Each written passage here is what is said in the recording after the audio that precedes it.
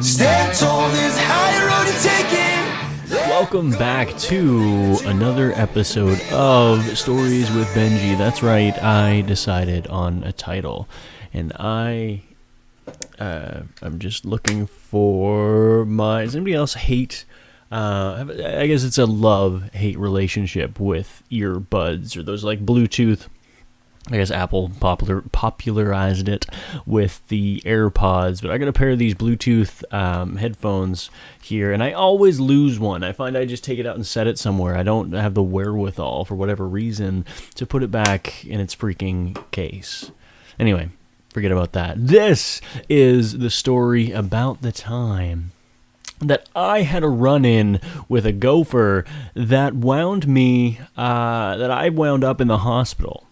Now, it wasn't serious, it wasn't an overnight stay or anything, but it was kind of a big deal and kind of dramatic. So I've always had this penchant, this love for animals, and I think most people do. Like, you see an animal in pain, or you see an animal that needs some love, you just gotta, like puppies or kittens, you just gotta squeeze them maybe a little bit. Not too hard, though.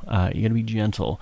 Except for I've got a mouse problem right now. You may have seen it if you follow me on social media, and they've kind of taken over. So mice I care less about than other animals. However, I'm hesitant to say rodents because of the nature of this story, but I digress. So I was driving down Woodstock, my hometown. I was driving down Connell Street, and if you are familiar with Woodstock, that is the main street. Not that it matters, it has nothing to do with the story.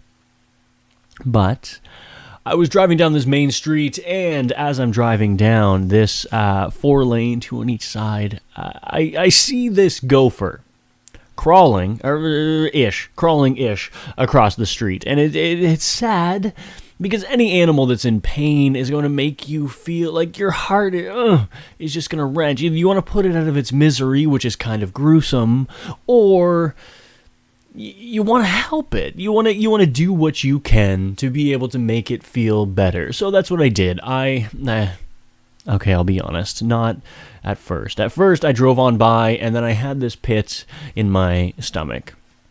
I pulled into my parents' driveway, which is probably 500 meters from where this gopher was, and I deliberated with myself the entire 5-second drive from where the gopher was in the road to my parents' driveway. I deliberated the entire time whether or not I was going to go or do anything, whether or not I cared. It's roadkill, it happens all the time, I don't know.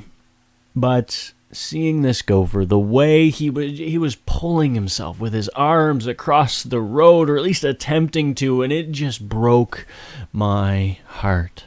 So what I did was I parked at my parents' place. By the time I got there, pulled into the driveway, I had made my decision. I decided that I was going to go save, or at least attempt to save, this gopher.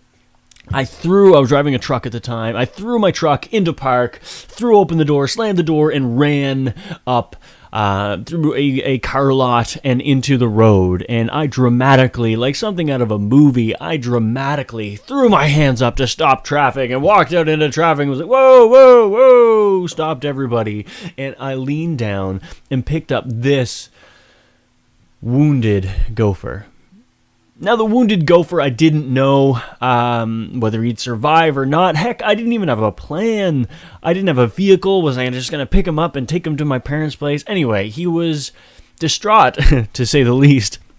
So I picked him up. I grabbed him sort of under the shoulders, or under the armpits, I guess, if gophers have armpits. And I picked him up and was going to take it from there, but what happened was I grabbed him, and of course, like any animal that is afeared, or any animal that is scared, wounded, is going to try to protect itself. So when I picked him up, I held him up, and he bit me on my index finger on my right hand. Gophers, they have strong jaws, strong teeth, so it tore blood. So not only was he bleeding, but I was bleeding as well. And in a reflexive manner, I pulled back, or I choked up on him, on his body, and I pulled him in close to my stomach, and he bit my stomach, which made me yelp, and I was walking out of traffic, and it was a mess. So he was dripping with blood, I was dripping with blood, and I walk over to the side where this is a Superstore parking lot. I walk over to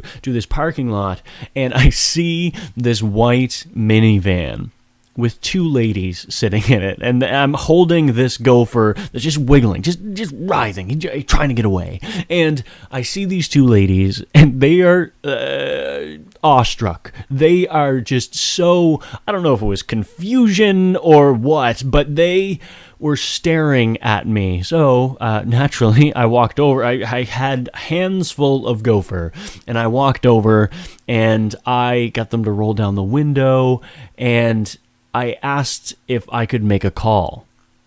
I was going to call my mom because she was the only one I really, to be honest, knew her cell phone number right off without pulling a phone out of my pocket. But also, she would know what to do, or at least I hoped she'd know what to do.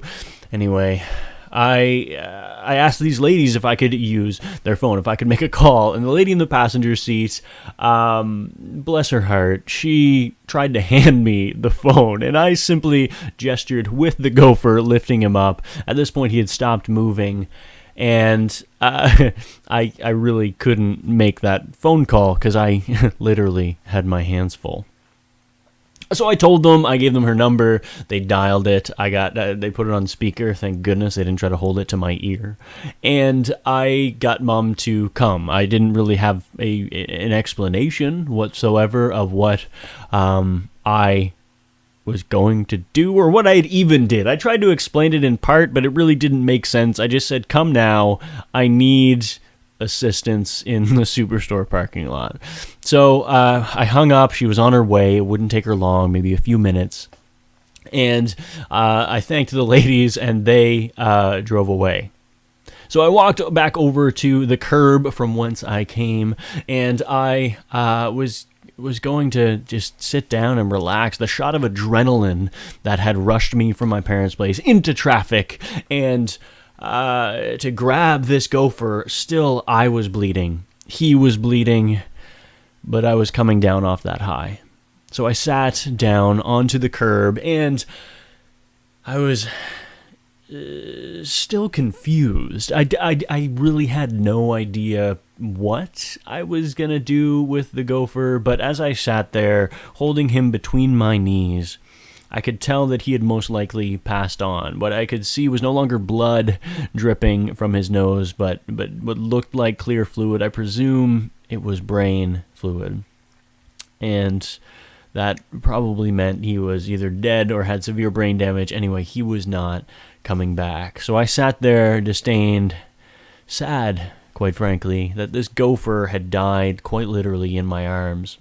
And I sat there with both hands on him, and blood was pooling on the ground. Blood and brain matter, and his blood and my blood, and I had a flap of skin on my finger that was just sort of there. Anyway, Mom eventually arrived, and she had some boxes, thankfully, from the office in her trunk where we folded them up, put him inside, and took me to the hospital, because there's a good chance if I get a big chunk taken out of my finger, I might have rabies. So we went to the hospital, and I think it was one of the quickest waits at the hospital. I wasn't in the waiting room more than 30 minutes, maybe, which is crazy to me, because other times I've been to the hospital, I will wait for hours and hours and hours. If you listen to the previous episode, you will know that for a possible broken foot, granted, I didn't wait, or I waited too long to actually go to the hospital. Regardless, I got in faster with a bite from a gopher, from a rodent, than I did with a potential broken foot, than I did with metal in my eye, a story you haven't heard yet. But I got in so quick. The nurse, I told them the story, even the triage nurse sort of just laughed at me, and I had no other explanation other than, I guess I was trying to be a good person. Which is kind of hard to explain, where they ask if I was a vet, and no, I'm not a vet. I guess I'm kind of aspiring to be one, or I care about animals. So I get in, and I get into my hospital room, for lack of a better term, and I'm sitting on the bed, and the nurse comes in, dresses my wounds. I'm dripping blood on the floor. I apologize for that. There's nothing I could really do about it. And the doctor comes in and asks me if I want the rabies shot. Now, if you've had a doctor ask you what you want, I mean, he's the professional. I would think that he should know best. And basically what he explained to me was that rabies is extremely rare. Unless you've been bitten by something who is rabid, something who has rabies very clearly, foaming at the mouth, then you probably need the shot. But if you have not, then you most likely don't need it. As far as I understand it, from people I know who've gotten the shot before, and from the doctor's explanation, which was, quite frankly, kind of callous, it's a big needle in your butt. There's really no other way of saying it. It is a big needle in your butt. And the doctor said it even hurts. He didn't even try. He said it hurts. What were his exact words? His exact words were, "It hurts like hell." Okay, probably don't want to get myself a rabies shot then. So I opted not to. I nursed my wounds. They looked at the bite on my stomach. It hadn't broken the skin. It wasn't a big deal. Now, there have been other times when I've been bitten by animals and stuff, and of course you get nipped by pets and all the time, but this time, this was different. It was weird to be bit by a gopher. I'd never really been bitten by a wild animal before, but even now, as I have my mouse problem, or my rat problem, I had a rat problem in Moncton one time. When I lived in Moncton going to welding school, we had an infestation of rats, and it was something that I got some rat traps, some of the inhumane ones. I built caskets for them. I was in welding school. I built some boxes. We buried them in the backyard. It was cute. But I had a rat infestation when I lived in Moncton, and there was one. Remember, this was the first time I murdered. This was the first time that I killed anything, which makes me, I don't know. I tried to kill a gopher once in Mom and Dad's backyard, but I wasn't able to. Basically, it was in a live trap. It had broken, not a live trap, but a trap, and it had slammed shut on its jowls, on its mouth, and it had broken its nose. Undoubtedly, it would die in the wild. I've gotten sidetracked. I will get back to the rat in just a moment. But this gopher that was in a trap in Mom and Dad's backyard, I was gonna be manly, and I was gonna go, and I was just gonna take a shovel and just I was gonna take its head off, and it wouldn't be a big deal. And then I got there and I saw this thing, and it was whimpering, and it was crying, and it was a devastating sight to see. And I couldn't do it. I had to have the trapper, the guy who had set the trap, come back and actually kill the thing. Which made me feel awful. I mean, I should be manly enough to be able to kill a rodent, but I guess I've got a soft spot for animals. Anyway, back to the rats in Moncton. I got the clapper traps, like the old school mouse traps, just massive. For our rats in Moncton, they like to get in our garbage and just make a freaking mess. They would just tear the bags apart and then spew garbage everywhere, which drove me absolutely insane because there was constantly a mess on the deck where we stored our garbage. Yeah, we probably should have stored it somewhere better. Anyway, doesn't matter. These rats, killed a few of them, and then one day I came home from school in the middle of the afternoon and I just saw blood everywhere. This is a really gory story. I'm sorry about that. This may need to be explicit. That's too bad. Anyway, there was blood everywhere. My trap was still there with nothing in it, which I thought was weird, but there was blood just like smeared all over the deck. And I was sort of looking around and I heard this like whining, crying, almost a scurrying even. And I looked over the banister of the deck and I saw this rat clearly in pain, and quite honestly, probably dying like the gopher was. The first gopher. All three gopher, both gophers. Same thing. And this poor rat was dead, dying, not dead. He was writhing. Again, these traps are so inhumane because they break their snout or they break their nose, and then they can't breathe, and then they go die somewhere else if they escape from the trap. That's terrible. But this rat was there, and I knew that I had to do something. I had to put it out of its misery. And this was the first time I'd ever actually contemplated killing something. This was pre that other gopher in Mom and Dad's backyard. But I called Mom. I didn't know what to do.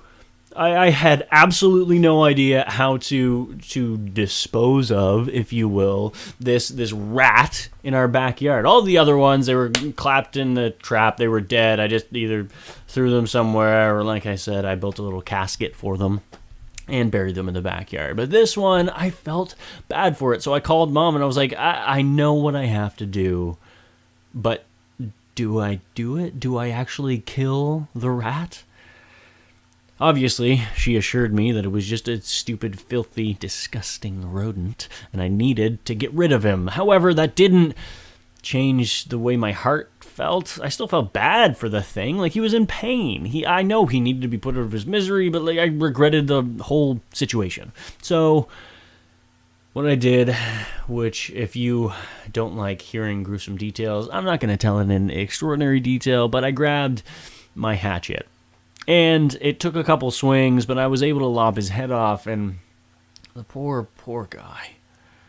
He was just in so much pain. It had to be done, but it made me feel awful, and something like that makes me wonder, will I be able to kill my own animals when I have a farm? I understand that they're for food, they're for meat, and I eat meat all the time. I'm not going to go vegan.